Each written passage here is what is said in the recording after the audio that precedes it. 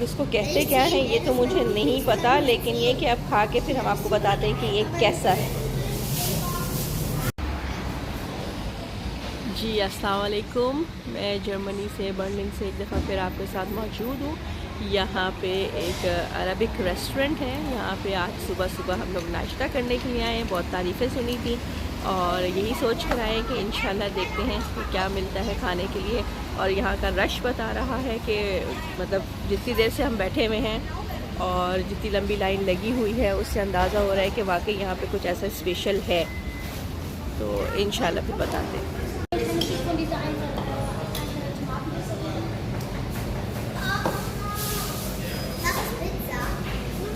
चाय यहाँ पे ग्राटीज है, चाय के कोई पैसे नहीं हैं, ये सबसे अच्छी बात है, जितनी चाय पियो।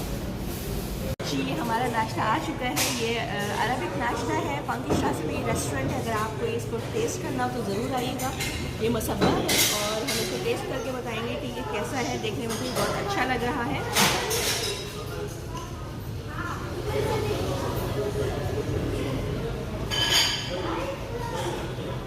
अगर कभी खाने का दिल चाहे तो बाहर आके आप लोग अपना ब्रेकफास्ट कर सकते हैं।